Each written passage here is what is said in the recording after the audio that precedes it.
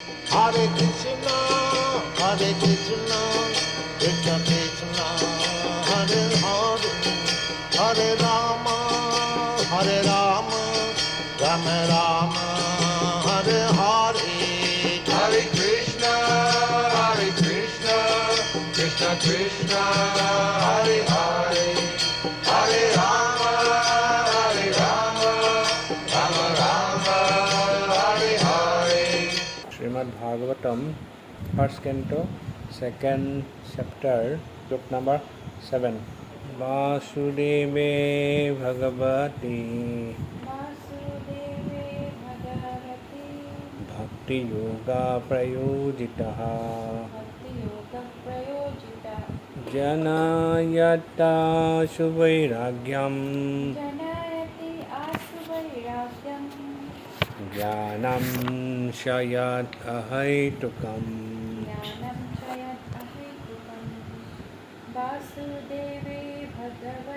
Vasudeve Bhagavati Bhakti Yoga Prayojitaha Janayati Asuvairagyam Jnanam Shayadahaitukam. By rendering devotional service unto personality of Godhead, Sri Krishna, one immediately acquires causeless knowledge and detachment from the world. ভক্তি সহকারে পরমেশ্বর ভগবান শ্রীকৃষ্ণের সেবা করা হলে অচিরেই শুদ্ধ জ্ঞানের উদয় হয় এবং জড়জাগতিক বিষয়ের প্রতি অনাসক্তি আসে। Those who consider devotional service to the Supreme Lord Sri Krishna to be something like material emotional affairs may argue that in the revealed scriptures, sacrifice, charity, austerity, knowledge, mystic powers, and similar other processes of transcendental realization are recommended.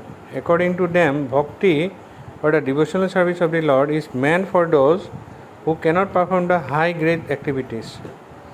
Generally, it is said that the bhakti cult is meant for the Sudras, Vaishyas, and the less intelligent women class, but that is not the actual fact.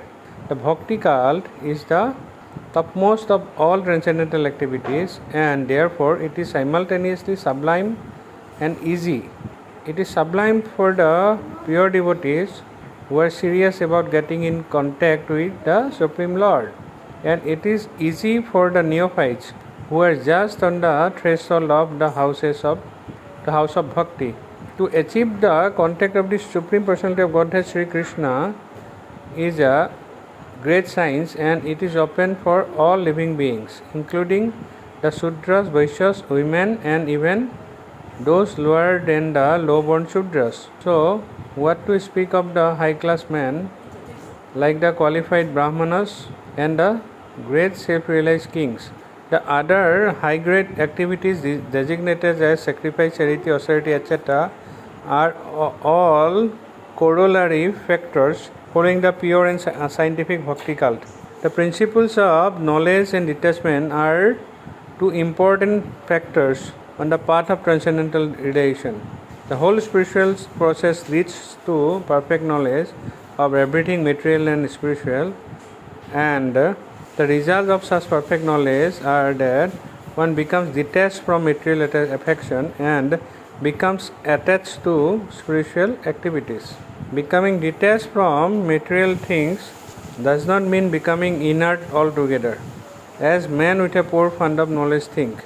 Naishkarma means not undertaking activities that will produce good or bad effects. Negation does not mean negation of the positive. Negation of the non-essentials does not mean negation of the essential. Similarly, detachment from material forms does not mean nullifying the positive form. The bhakti cult is meant for realization of the positive form. When the positive form is realized, the negative forms are automatically eliminated. Therefore, with the development of the bhakti cult, with the application of positive service to the positive form, one naturally becomes detached from inferior things and he becomes attached to superior things. Similarly, the bhaktikal, being the supermost occupation of the living being, leads him out of material sense enjoyment. That is the sign of a pure devotee. He is not a fool, nor is he engaged in the inferior energies, nor does he have material values. This is not possible by dry reasoning. It actually happens by the grace of the Almighty. In conclusion, one who is a pure devotee has all other good qualities, namely knowledge, detachment, etc. But one who has only knowledge or detachment is not necessarily well acquainted with the principles of the bhakti cult. Bhakti is the supermost occupation of the human being.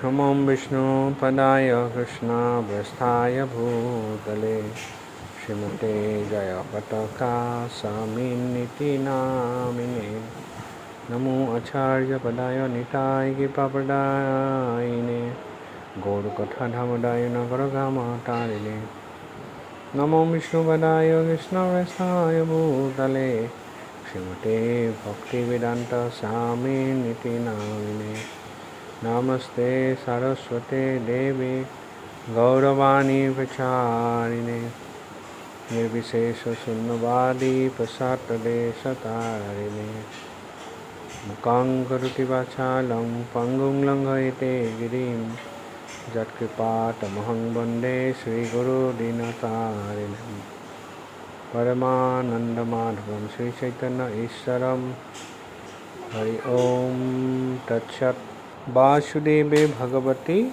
Bhakti Yoga Prayojitaha Janayati Ashu Vairagyam Jnanam Sayad Ahoitukam. ইয়াত কৈছে যে ভক্তি সহকাৰে পৰমেশ্বৰ ভগৱান শ্ৰীকৃষ্ণৰ যদি সেৱা কৰা হয়, ভক্তিমূলক সেৱা কৰা হয়, তেন্তে তাৰ ফলটো কি হয়, ৰিজাল্টটো কি? আমি সেৱা কৰিয়ে থাকিম নে তাৰ পৰা কিবা আমাৰ লাভ হ'ব, কিবা এটা ৰিজাল্ট ওলাব নে কি ৰিজাল্ট ওলাব? ইয়াত কৈছে যে ৰিজাল্টটো কি? অতি সোনকালে এই কৃষ্ণ ভক্তি কৰাৰ ফলত শুদ্ধ জ্ঞানৰ উদয় হ'ব হৃদয়ত আৰু জড়জাগতিক বিষয়ৰ প্ৰতি অনাসক্তি আহে। কৃষ্ণ সূৰ্য সম, মায়া হয় অন্ধকাৰ, যাহা কৃষ্ণ তাহা নাহি মায়াৰ অধিকাৰ।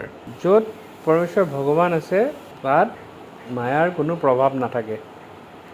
গতিকে যেতিয়া এজন ভক্তই ভক্তি জীৱনত আগবাঢ়ি গৈ থাকোঁতে ইয়াত কৈছে যে অতি সোনকালে আশু জানিয়াতি আশু বৈৰাগ্যম, কি ফল ধৰিব? আশু মানে ভেৰি চুন, অতি সোনকালে। বৈৰাগ্যম ডিটেচমেণ্ট, জ্ঞানম নলেজ, অতি সোনকালে কি হ'ব? তেনেকুৱা এজন ভক্তৰ হৃদয়ত জ্ঞানৰ, দিব্য জ্ঞানৰ, জ্ঞান বিভিন্ন প্ৰকাৰৰ আছে, স্পিৰিচুৱেল নলেজ, মেটেৰিয়েল নলেজ, বেলেগ বেলেগ ধৰণৰ জ্ঞান। কিন্তু ইয়াত কৈছে স্পিৰিচুৱেল জ্ঞানৰ, আধ্যাত্মিক জ্ঞানৰ, চিন্ময় জ্ঞান, যিটো দিব্য জ্ঞান, ট্ৰেন্সেণ্ডেণ্টেল নলেজ, সেইটোৰ কি হ'ব? বিকশিত হ'ব। যেতিয়া হৃদয় বিকশিত হ'ব তেতিয়া কি হ'ব? প্ৰেম ভক্তি যাহা হৈতে অবিদ্যা বিনাশ যাতে বেদে গাই যাহাৰ চৰিতা শ্ৰী গুৰু করুণা সিন্ধু আধাম জানার বন্ধু লোকনাথ লোকের জীবন হাহা প্রভু কর দয়া দেহ মোরে পদ ছায়া এবে যাচু সুক্তি ভুবন প্রেম ভক্তি যাহা হইতে অবিদ্যা বিনাশ যাতে বেদে গাই যাহাৰ চৰিত। প্ৰেম ভক্তি যাহা হইতে অবিদ্যা বিনাশ যাতে। প্ৰেম ভক্তি যেতিয়া ভক্তিমূলক সেৱা কৰি কৰি ভগৱানৰ প্ৰতি যেতিয়া তেনেকুৱা ভাৱ প্ৰেমৰ উদয় হয় তেতিয়া কি হৈ যায় বুলি কৈছে? অবিদ্যা শেষ হৈ যায়, অবিদ্যা নাথাকে। অবিদ্যা মানে ইগনৰেঞ্চ নাথাকে আৰু। অবিদ্যা যেতিয়া নাইকিয়া হৈ যায় তেতিয়া, সেইকাৰণে আৰু এটা ভজন কৈছে, শ্ৰী গুৰু কৃপাই ভেঙেছে স্বপ্ন বুঝেছি এখন তুমি আপন। শ্ৰীগুৰু কৃপায় ভেঙেছে স্বপ্ন বুঝেছি এখন তুমি আপোন শ্ৰী গুৰুৰ কৃপাত সদগুৰুৰ তত্ত্বাৱধানত যেতিয়া ভগৱত সেৱা কৰি যোৱা হয় তেতিয়া কি হৈ যায়, ইয়াত সেইটো কথাই কৈ আছে, তেতিয়া শ্ৰী গুৰুৰ কৃপাত কি হৈ যায়, অবিদ্যা নাশ হৈ যায় আৰু ভেঙেছে স্বপ্ন। এই যিমান এইবিলাক অবিদ্যাৰ স্বপ্ন আছে সেই স্বপ্ন নাশ হৈ যায়। বুজেছি এখন তুমি আপোনাৰ, এতিয়াই বুজি পাইছোঁ যে তুমি আপোনাৰ মানে কৃষ্ণ, তুমি চবতকৈ আমাৰ আপোন, ক্ল'জেষ্ট বন্ধু কোন? কৃষ্ণ। কিহৰ কাৰণে? কাৰণ ভগৱানে নিজেই কৈছে সুহৃদম সৰ্বভূতানাম। অকল যে মানুহৰ ক্ষেত্ৰত সুহৃদ তেনেকুৱা নহয়, প্ৰতিটো জীৱৰ কাৰণে তেওঁ সুহৃদ। তেওঁ সুহৃদ কিয় বুলি কোৱা হয়? এইকাৰণে সুহৃদ বুলি কোৱা হয়, যেতিয়া আমি যদি চাওঁ যাক আমি নিজৰ আত্মীয় স্বজন বুলি কওঁ, সেই মৃত্যুৰ সময়ত আত্মীয় স্বজনে বৰ বিশেষ সহায় কৰিব নোৱাৰে। খবৰ কৰিব পাৰে, মেণ্টেল ছাপোৰ্ট দিব পাৰে, এইবিলাক কৰিব পাৰে, কিন্তু প্ৰেক্টিকেলি একো সহায় কৰিব নোৱাৰে। যদি কোনোবা ঢুকায় তেন্তে তেওঁৰ কি হৈ যায়, যাৰবাৰ মৃত্যু হ'লে যিবিলাক ক্ল'জ আছে, বন্ধু বান্ধৱ পৰিয়ালবৰ্গ, সকলোৱে আহি খবৰ কৰিব প্ৰথমতে, ঢুকালে, যিমান পাৰে সহায় কৰিলে, সেইটোও ভাল, ঠিকেই আছে। যিসকল অলপ বেছি ক্ল'জ তেওঁলোক লগত শ্মশান পৰ্যন্ত শ্মশানত গ'ল। যিসকল খুব বেছি ক্ল'জ নহয় তেওঁলোকে শ্মশানত অলপ সময় থাকি পেলাই গুচি আহিলে। যিবিলাক একদম ঘৰৰ ৰিলেটিভ তেওঁলোকে একদম শেষলৈকে থাকিলে, তাৰপিছত আহি পেলাই ঘৰ পালেহি। ঘৰ পোৱাৰ পিছত তেনেকৈ থাকিলে কিছুদিন, তাৰপিছত লাহে লাহে যিজন মৃত ব্যক্তি, যোনজন ঢুকালে, তেওঁক লাহে লাহে পাহৰণি গৰ্ভত অট'মেটিকেলি পৰি যায়। লাহে লাহে পাহৰি যাব। যোনে পাহৰি যায় সেইজন প্ৰকৃত সুহৃদ নহয়। সুহৃদ বেলেগ হ'বই নোৱাৰে। সেইকাৰণে সুহৃদ অকল ভগৱানক কয় সুহৃদ। যোনে এটা জীৱ তেওঁ মনুষ্য শৰীৰেই পাইছে, দেৱ দেৱতাৰ শৰীৰ পাইছে, নে পৰুৱাৰ শৰীৰ পাইছে, কুকুৰ শিয়ালৰ শৰীৰ পাইছে, নে মেকুৰীৰ শৰীৰ পাইছে, গোবৰত বাস কৰা গোবৰুৱাৰ শৰীৰ পাইছে, নে পেটত থকা কৃমিৰ শৰীৰ পাইছে, সেই জীৱটোৱে যি পৰিস্থিতিতে নহওক, সেই জীৱটো যোন শৰীৰৰ যোনিত গৈ জন্মগ্ৰহণ কৰি আছে, সেই গোটেই জন্মগ্ৰহণ য'তেই কৰে পৰমেশ্বৰ ভগৱানে কেতিয়াও ইহকালতো এৰা নিদিয়ে, পৰকালতো এৰা নিদিয়ে। এইটো জন্মটো পৰমেশ্বৰ ভগৱান লগত থাকে আৰু মৃত্যুৰ পিছত পৰমেশ্বৰ ভগৱান লগত থাকে। যেতিয়া বেলেগ শৰীৰত প্ৰৱেশ কৰে তেওঁ লগত থাকে, এনেই লগত থাকে, নে বেলেগ কিবা তেওঁৰ লগত থকাৰ উদ্দেশ্য আছে? তেওঁ যে জীৱাত্মাবিলাকৰ লগে ঘূৰি থাকে, কিবা উদ্দেশ্য আছে নে এনেই থাকে? তেওঁৰ উদ্দেশ্য এটাই থাকে যে কিবা প্ৰকাৰে মোৰ পৰা আঁতৰি গৈছে, মোৰে অংশ, গতিকে ৰখি থাকে যে কেনেবাকৈ পৰমেশ্বৰ ভগৱানৰ ফালে আমি মুখখন ঘূৰাই চাওঁ নেকি, মনত পেলাওঁ নেকি, স্মৰণ কৰোঁ নেকি। আৰু যদি আমি চাবও নালাগে, আমি যদি অন্তৰত আমাৰ যদি ভাৱ হয় নাই, Krishna is the supreme personality of God and he is the supreme father. কৃষ্ণই কৈছে, গীতাত কৈছে অহম বীজ পিতা, মই সকলোৰে I am the seed giving father, I am the seed giving father of all living entities, অহম বীজ পিতা। গতিকে তেওঁ যিহেতু পৰম ঈশ্বৰ, তেওঁ যিহেতু পৰম পিতা আমাৰ, গতিকে আমাৰ যদি অন্তৰত অকণমানো ভাৱ হয় তেন্তে ভগৱানে যিহেতু হৃদয়ত বহি থাকে, হৃদয়ত বহি ভগৱানে চব গম পায় আৰু সেইমতে তেওঁ তেনেকুৱা এজন গুৰুৰ ওচৰলৈ লৈ যায়, যাতে তেওঁ ভগৱানৰ ধামলৈ মৃত্যুৰ পিছত ভগৱানৰ ধামলৈ ঘূৰি যাব পাৰে। তেওঁ যে পৰম পিতা, আমি যদি চাওঁ, মোৰ এজন দেউতা আছিলে, দেউতাৰ এজন দেউতাক আছিলে, ককা আছিলে, তাৰমানে সেই ককাৰ এজন দেউতাক আছিলে, আজু ককা আছিলে, সেই আজু ককাকৰ আকৌ এজন দেউতা আছে। তেনেকৈ যদি আমি বেক কেলকুলেশ্যনত গৈ থাকোঁ, গৈ আমি পাওঁগৈ যে অৰিজিন কোন? অৰিজিন হৈছে কৃষ্ণা। কৃষ্ণা হৈছে, সেইকাৰণে ব্ৰহ্মাই কি বুলি কৈছে? ব্ৰহ্মাই ব্ৰহ্মসংহিতাত কৈছে he is the cause of all causes, অনাদিৰ আদিৰ গোবিন্দ সৰ্বকাৰণ কাৰণম। অনাদিৰ আদি গোবিন্দ, সকলোৰে আদিৰ হৈছে গোবিন্দ, সৰ্বকাৰণ কাৰণম, সকলো কাৰণৰ কাৰণ তেওঁ। ইয়াত এই শ্লোকটোত সেইটোৱে কৈ আছে যে ভক্তি সহকাৰে যোনে পৰমেশ্বৰ ভগৱানৰ সেৱা কৰে তেওঁলোকৰ জ্ঞানৰ উদয় হয় আৰু জড়জাগতিক বিষয়ৰ প্ৰতি অনাসক্তি আহে, ডিটেচমেণ্ট। যেতিয়া প্ৰভুপাদে কৈছিল যে যেতিয়া কোনোবাই এটা হায়াৰ টেষ্ট পায়, কোনোবা এটা বাচ্চাই যদি ৰসগোল্লা খাই ভাল পায়, বিৰাট টেষ্টি, খুব ভাল পায় ৰসগোল্লা খাই, কিন্তু এই ৰসগোল্লাতকৈও যদি হায়াৰ টেষ্টৰ বোলে আমি যিটো জগন্নাথ পুৰী গ'লে খাওঁ ক্ষীৰটো, জগন্নাথক দিয়া ক্ষীৰটো, এইটো মনত পৰিলে ভাল লাগি যায়, ইমান টেষ্টি জগন্নাথক দিয়া ক্ষীৰটো কেনেকুৱা সুন্দৰ বনায়। এতিয়া সেইটো টেষ্ট যদি বাচ্ছাটোৱে পায়, তেতিয়া ৰসগোল্লাৰ টেষ্টটো লাহে লাহে পাহৰিব, সেইটোহে লগা হ'ব। এইটো চিম্পল কথা, প্ৰেক্টিকেল কথা, মষ্ট প্ৰেক্টিকেল। ঠিক তেনেদৰে ভক্তি জীৱনত যোনে গৈ এটা হায়াৰ টেষ্ট পায়, হায়াৰ টেষ্ট যেতিয়া পাই যায়, তেতিয়া লোৱাৰ টেষ্টবিলাক, বাকী যিবিলাক টেষ্ট পাই আহিছিলে জীৱনত, সেইবিলাক টেষ্ট অলপ কমি যাব। এইটো date is the litmus test বুলি কয়। এইটো লিটমাছ টেষ্ট হৈছে যে এইটো টেষ্ট এই ভক্তজনৰ কিমান প্ৰগ্ৰেছ হৈছে। যদি কাৰোবাৰ জ্বৰ হয়, আমি কি দি চাওঁ?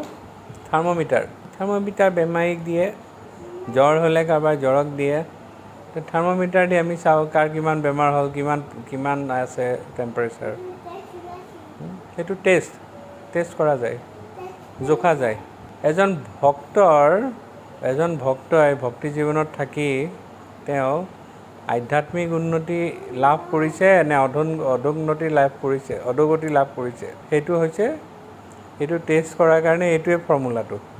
তেওঁৰ ভক্তি জীৱনত প্ৰৱেশ কৰাৰ পিছত তেওঁৰ যিমান এটেচমেণ্ট আছে, মেটেৰিয়েল যিমান এটেচমেণ্ট, ধন সম্পত্তি, লোভ মোহ মায়া, সংসাৰ, এই গোটেইবিলাকৰ প্ৰতি তেওঁৰ ধাউতি বাঢ়িছে নে ধাউতি কমিছে। যদি দেখা গ'ল যে এই গোটেইবিলাকৰ প্ৰতি তেওঁৰ ধাউতি অকণমান বাঢ়িছে, তেতিয়া বুজিব লাগিব যে তেওঁৰ আধ্যাত্মিক জীৱনত তেওঁৰ কিবা এটা ভুল হৈ আছে, কিবা এটা অপৰাধ হৈ আছে, যিটো কাৰণে তেওঁ ভালকৈ আগবাঢ়িব পৰা নাই। আৰু তেতিয়া শুদ্ধ ভক্তসকলৰ ওচৰত সদায় প্ৰাৰ্থনা জনাব লাগে যে মোক কৃপা কৰিবৰ কাৰণে, যাতে মই আগবাঢ়িব পাৰোঁ ভক্তি জীৱনত। বৈষ্ণৱসকলৰ ওচৰত প্ৰাৰ্থনা কৰিব লাগে। আৰু যদি দেখা যায় যে অকল আধ্যাত্মিক জীৱনৰ প্ৰতি, ভগৱানৰ সেৱাৰ প্ৰতি উৎসাহটো বাঢ়ি গৈ আছে, এইটো এটা লক্ষণ হয়, লক্ষণ হয়। কিহৰ লক্ষণ এইটো? স্পিৰিচুৱেল জীৱনত, আধ্যাত্মিক জীৱনত আগবঢ়াৰ লক্ষণ। আৰু যেতিয়া আগবাঢ়ি গৈ থাকে, তেতিয়া এই শ্লোকটোত কোৱাৰ নিচিনাকৈ কি হৈ যায়? By rendering devotional service unto the personality of Godhead Sri Krishna, one immediately acquires causeless knowledge and detachment from the world. জ্ঞান বাঢ়ে, আৰু জ্ঞান আৰু বৈৰাগ্য, যেতিয়া জ্ঞান আহে বৈৰাগ্যও আহে লগতে। বৈৰাগ্যটো এনেই এটা, যেনেকৈ এটা কিনিলে এটা ফ্ৰী পাই যে, buy one get one free, সেইটো buy one get one free হয়। গতিকে জ্ঞান যেতিয়া আহিব, বৈৰাগ্য নিজে লগতে আহিব। জয় গ্ৰন্থ শ্ৰীমদ ভাগৱত মহাপুৰাণ কি জয়, শ্ৰীল প্ৰভুপাদ কি জয়, Nitai Gaur প্ৰেমানন্দে। Hare Rama, Rama Rama, Hare Hare, Hare Krishna, Krishna Krishna,